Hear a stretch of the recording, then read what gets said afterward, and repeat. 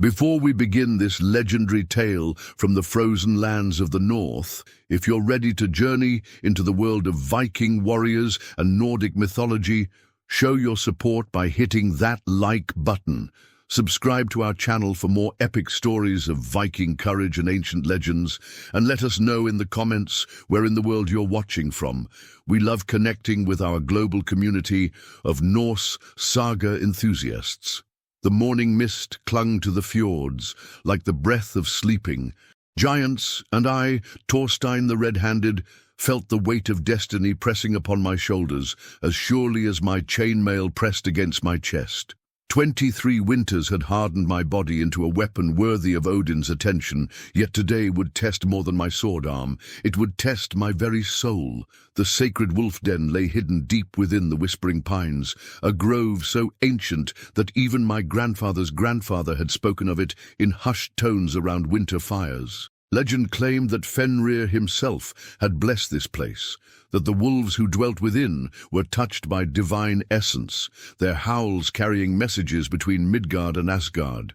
For generations, my people had protected this sanctuary, understanding that to harm these creatures would bring the wrath of the Allfather himself. But times were changing. The old ways were dying like embers in an unattended hearth, and new threats emerged from the southern lands. Raiders who cared nothing for sacred groves or divine wolves. Men whose hearts were as cold as the iron they wielded, and whose souls were as empty as the winter sky. I adjusted the leather straps of my shield, feeling the familiar weight of my ancestors' ash wood against my forearm. The shield bore the marks of 3 generations of warriors, scratches from Saxon blades, burns from dragonfire, and the proud dents that spoke of battles won and honor preserved. My sword, forged by the master smith Grim Iron Tongue, hung at my side like a faithful hound, its blade thirsting for righteous blood. The journey to the sacred grove took me through terrain that would challenge even the most seasoned tracker. Ancient pine trees, their trunks wide enough to hide a longship, rose toward the grey sky like the pillars of some primordial hall. Their branches intertwined overhead, creating a canopy so thick that even at midday, the forest floor remained shrouded in perpetual twilight. Moss carpeted the earth in vibrant greens that seemed to glow with their own inner light, and fallen logs, worn smooth by countless seasons, created natural bridges across babbling streams that sang with voices older than memory. As I picked my way through this maze of nature's making, my boots crushing dried pine needles that released their sharp, clean scent with each step, I couldn't shake the feeling that I was being watched. Not by enemies, my battle-honed senses would have detected human presence, but by something else, something that belonged to this place in ways that mortals never could. The wolves knew I was coming. I could feel their ancient eyes upon me, measuring, judging, deciding whether I was friend or foe. The temperature dropped as I ventured deeper into the grove, my breath forming small clouds that dissipated quickly in the still air. Ice crystals had formed on the spider webs, stretched between branches, creating natural tapestries that caught what little light filtered through the canopy and scattered it in tiny rainbows. The silence was profound. Not the empty silence of death, but the pregnant quiet of a world holding its breath, waiting to see what would unfold. After hours of careful navigation, I finally reached the heart of the sacred grove. The wolf den opened before me, like the mouth of some primordial cave, its entrance framed by 2 massive boulders that had been carved with runes so old their meaning had been lost to time.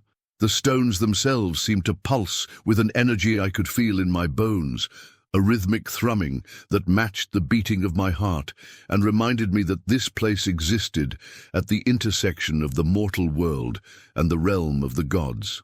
But as I approached the den, my warrior's instincts screamed warnings that made my blood run cold. Fresh tracks marred the sacred ground, the heavy prints of iron-shod boots, the kind worn by the southern raiders who had been terrorizing our coastlands for months. They had been here recently, perhaps within the last few hours, and their intentions were written clearly in the disturbed earth and broken branches that marked their passage. I knelt beside the largest set of tracks, running my fingers through the depression left by a heavy boot. The raider who had made this print was large, probably carrying significant weapons and armor. More concerning was what I found mixed with the human tracks, spots of blood dark and still wet that could only have come from one of the sacred wolves. My jaw clenched with rage so pure it seemed to burn in my chest like forge fire. These southern dogs had dared to shed sacred blood in this holy place. They had violated the ancient compact between my people and the wolves, transgressing against laws older than kingdoms and more fundamental than the turning of seasons. Such blasphemy demanded immediate and terrible retribution. I counted the tracks carefully, my mind cataloguing information with the methodical precision that had kept me alive through a dozen battles. 7 raiders, all heavily armed based on the depth of their impressions in the soft earth. They were moving in a loose formation that suggested military training, but their tracks also showed the careless confidence of men who believed themselves unopposed. They had not expected to face resistance in this remote place. The trail led deeper into the grove, toward a clearing I remembered from childhood visits with my father. It was there, he had told me, that the wolves gathered during the full moon to sing their ancient songs to the night sky. It was there, if anywhere, that these raiders would make their stand, believing they could use the sacred ground itself as a fortress against pursuit. I followed their trail with the patience of a hunter and the caution of a warrior who had survived where others had fallen. Every shadow could hide an ambush, every sound could herald an attack. My hand rested on my sword hilt, not gripping it, that would slow my draw, but maintaining contact, ready to bring steel to bear in the span of a heartbeat. As I moved through the forest, I began to notice signs that the wolves were fleeing. Paw prints led away from the den in all directions, some so fresh I could still see moisture in the deeper impressions. The pack was scattering, seeking safety in the deeper wilderness, abandoning their sacred home to these invaders. The realization filled me with a cold fury that settled in my stomach like a stone.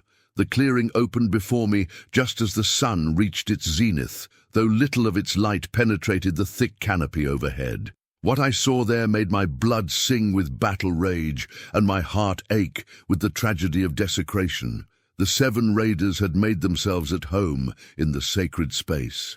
They had built a fire in the center of the clearing, not from fallen wood, as respect demanded, but from branches they had hacked from living trees with casual brutality. Around their fire they had arranged their bedrolls and supplies, turning the holy ground into a common campsite. Worse still, hanging from a makeshift spit over their flames was the carcass of a young wolf, its beautiful silver fur matted with blood, its lifeless eyes reflecting the fire like accusation.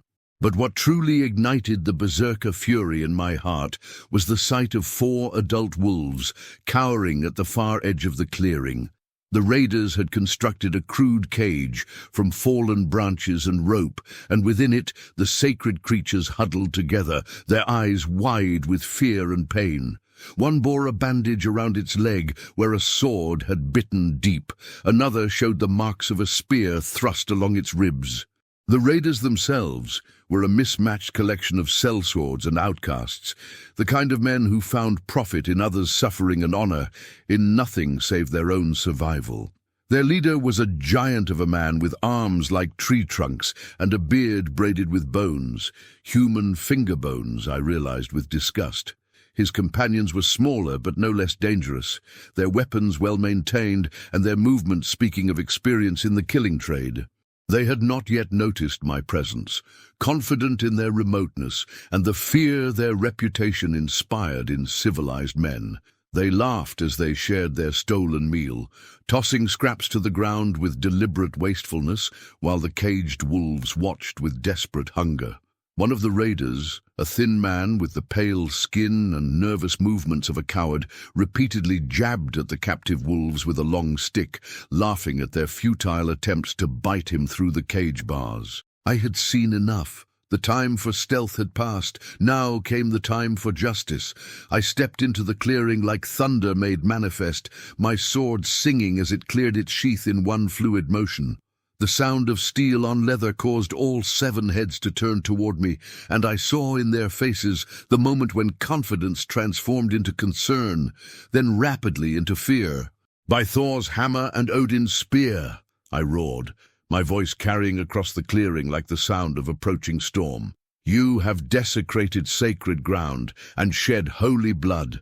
I am Thorstein the Red-Handed, son of Olaf Stormcaller, guardian of these lands and protector of the sacred wolves. Your deaths will wash clean this blasphemy."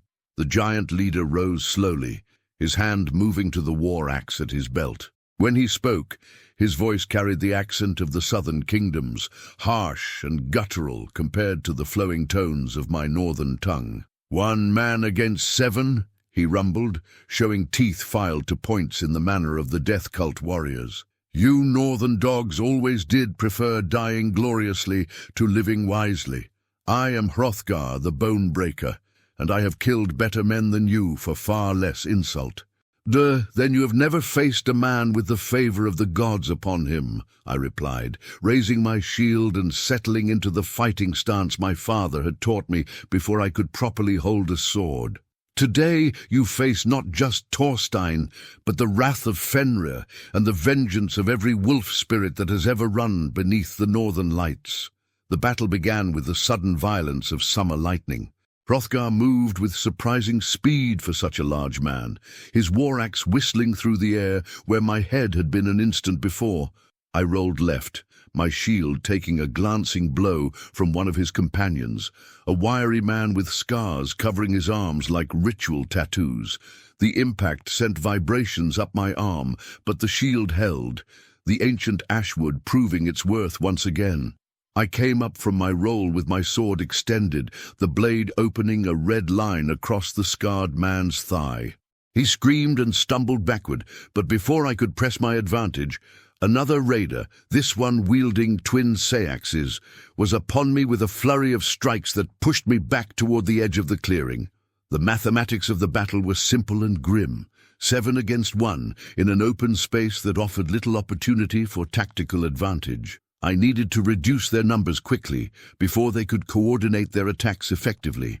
The twin sax wielder presented the immediate threat, his weapons blurring in complex patterns that spoke of years spent perfecting his deadly art. I feinted high with my sword, then dropped low and swept his legs with my shield.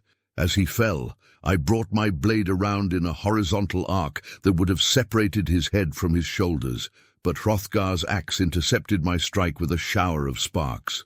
The giant's strength was phenomenal. The impact nearly tore my sword from my grip and sent me staggering sideways into the path of a spear thrust that barely missed my ribs. "Surround him!" Hrothgar bellowed to his men. "Don't let him use his mobility!" They moved to obey, with the discipline of experienced fighters, forming a loose circle that gradually tightened around me.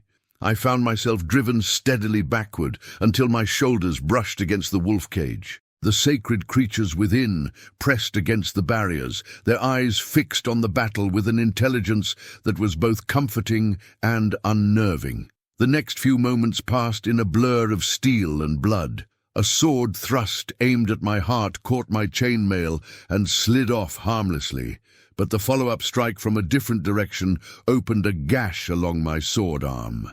I ignored the pain and the warm flow of blood down my wrist, pivoting to drive my blade deep into the shoulder of the man who had wounded me. He dropped his weapon and fell to his knees, clutching at the injury with both hands. 2 down, 5 to go. But already, I could feel fatigue beginning to creep into my muscles. Fighting multiple opponents was exhausting work, requiring constant motion and split-second decisions that drained both physical and mental resources. Worse, my opponents were beginning to understand my fighting style, adapting their attacks to counter my preferred tactics. Hrothgar came at me again, his axe work supported by a spearman who thrust at me from my blind side. I parried the axe with my sword and caught the spear on my shield, but the combined force of both attacks drove me to one knee. The scarred man, despite his wounded leg, limped forward with a dagger raised for a killing stroke. Time seemed to slow as death approached. I could see every detail with crystalline clarity. The chips in the dagger blade, the yellow of the scarred man's teeth as he grinned in anticipation of victory, the way the firelight played across the metal of Hrothgar's axe as it descended toward my skull.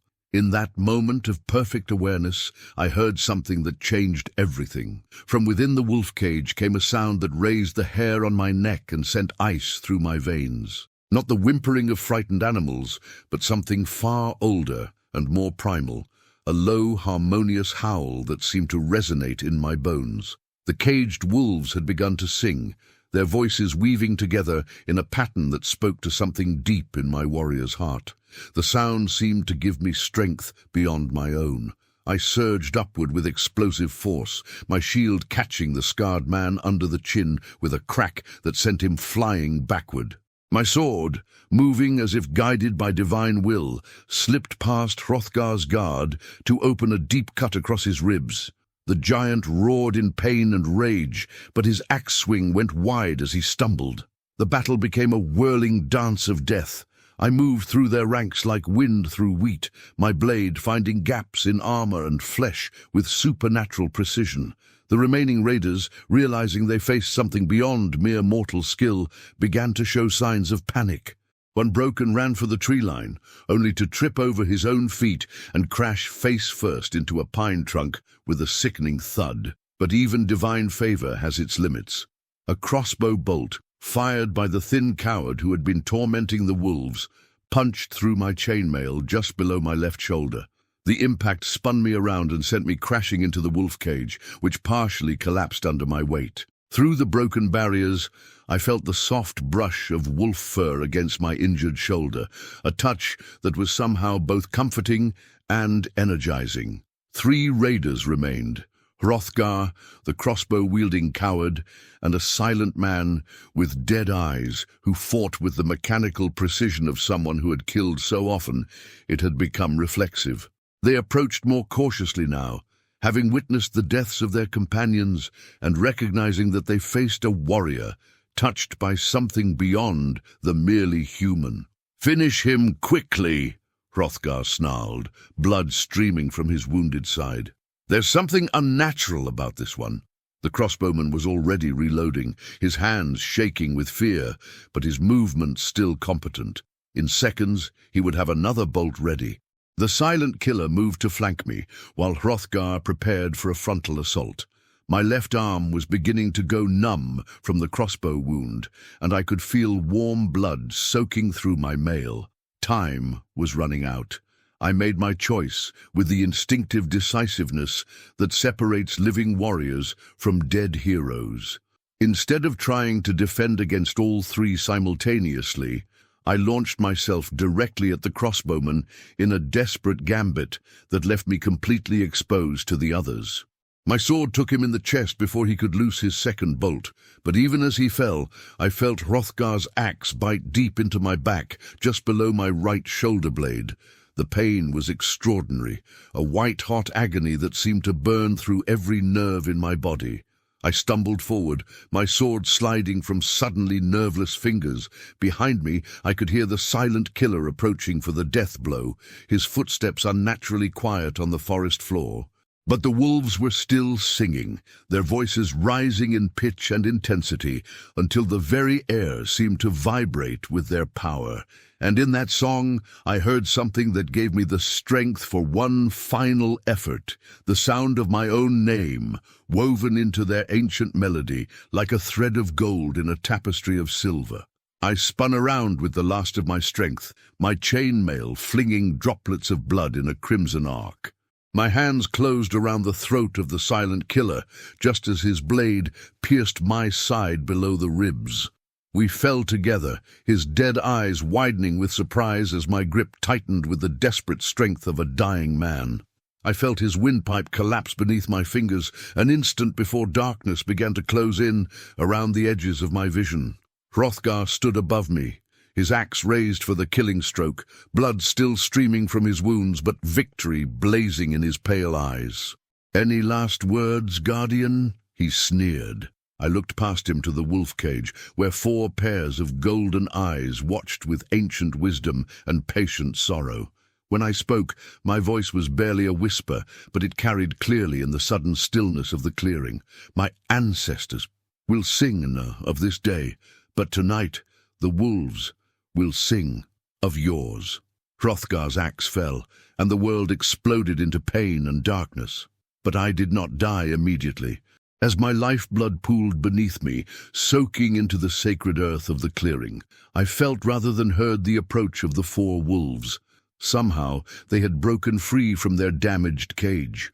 Through vision growing dim and uncertain, I watched them surround my fallen form like honor guards around a fallen king. The largest of them, a magnificent creature with fur the color of moonlight on snow, lowered his great head until his muzzle nearly touched my forehead. His golden eyes, ancient beyond measure, looked into mine with an expression of profound gratitude and terrible sorrow. When he spoke, and I swear by all the gods that he spoke, though no human ear could have heard his words, his voice carried the wisdom of countless generations. Your sacrifice is seen, warrior. Your courage is remembered. Tonight, when the moon rises full and silver, we will carry your name to the sky itself. The gods will know what manner of man defended their sacred children. Darkness claimed me then, but it was not the cold emptiness of death. Instead, I felt myself lifted on voices of silver and starlight, carried upward on a song that had no beginning and would have no end. The last thing I saw was Hrothgar, standing alone among the bodies of his companions, his face pale with terror as he realized that he was the only witness to what had transpired in this sacred place. The last thing I heard was the wolves beginning their death song, not for me, but for him. When the sun rose the next morning, hunters from my village found the clearing transformed. Hrothgar's body lay twisted among those of his companions, his face frozen in an expression of absolute terror. But of Thorstein the Red-Handed there was no trace, only a patch of disturbed earth where his blood had soaked into the sacred ground, and around it the clear imprints of human feet, but feet that ended in claw marks rather than boot prints.